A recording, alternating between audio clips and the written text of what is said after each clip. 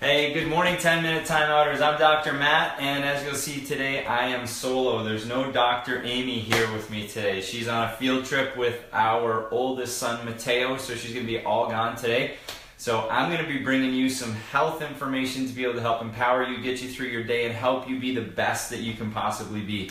So today I want to talk about how to lift brain fog. So that's that sort of just overall pervasive feeling of fatigue that somebody might have. It might be day in and day out. It might be just one day. But what we find generally is there's this complex reaction of chemicals and hormones and all kinds of things that are going on in people's lives day in and day out that need to be paid attention to, and we need to be able to take some good healthy action steps. Typically, in our society, when somebody's got brain fog, they usually resort to unhealthy things. Like they might go and just chase after coffee after coffee to try to stimulate themselves or try to get some clarity going.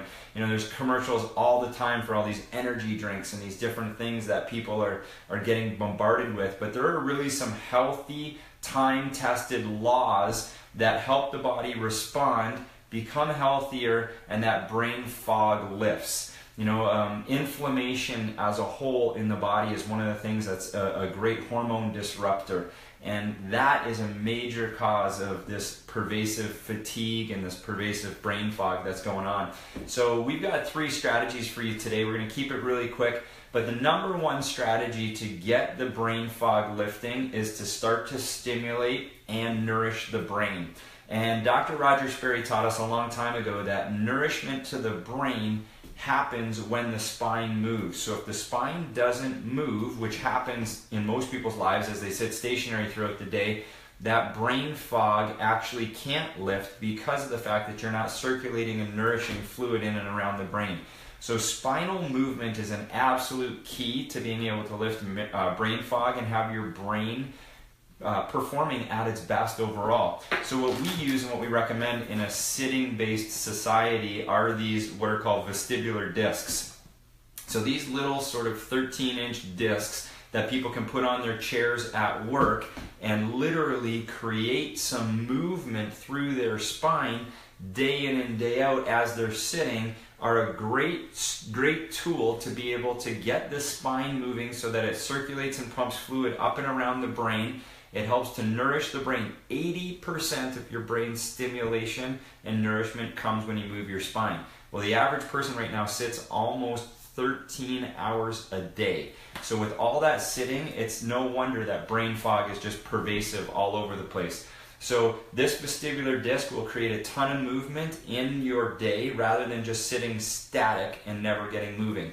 Other great things would be, full body functional workouts, high intensity interval training, things that create lots of movement throughout your body. Doesn't have to last long, but even in short bursts is extremely helpful for getting that movement going to lift the brain fog. It's great for your hormones, it's great for your overall body chemistry in terms of getting that going better.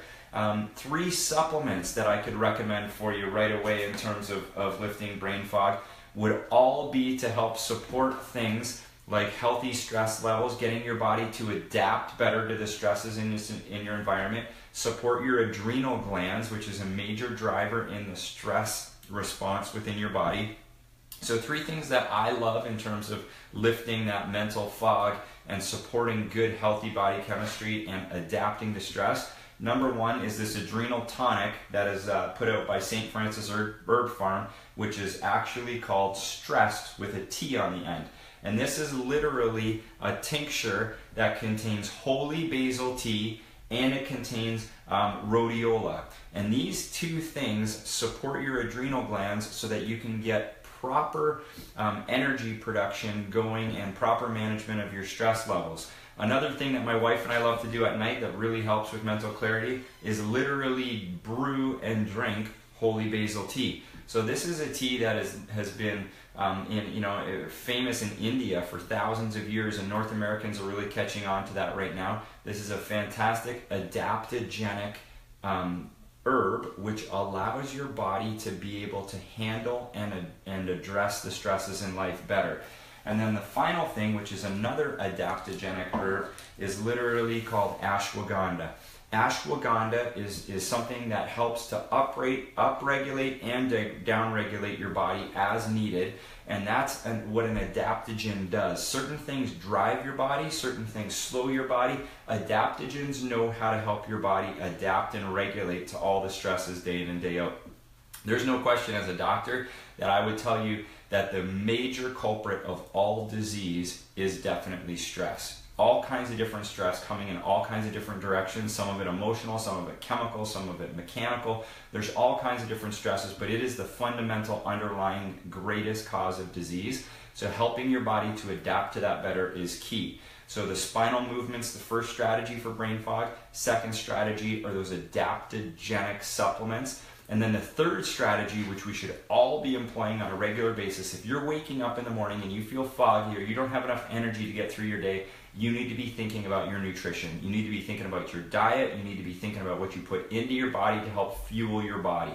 That's where your energy comes from. It's how your body recreates itself. It's what your body uses to be able to sustain you throughout the day. And so there's a couple no-nos when it comes to brain fog. Number one is processed foods. You have to get the chemicals out of your diet. The processed foods are filled with all kinds of preservatives, all kinds of artificial this and artificial that, which will accumulate inside your body. It'll disrupt your hormones, it'll cause inflammation, and it will mess you up big time. The second thing that I think you got to cut out to the greatest extent is this category of what would be processed and refined carbohydrates, and even just too many carbohydrates as a whole.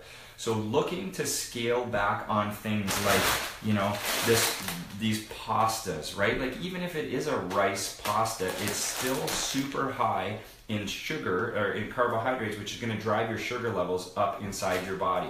So you want to be able to scale back significantly on the majority of grains and the majority of these processed types of carbohydrates. Even if it says organic on it, you know, organic doesn't mean that it's healthy or good for you necessarily. It just means it doesn't have all of these, you know, chemicals on it.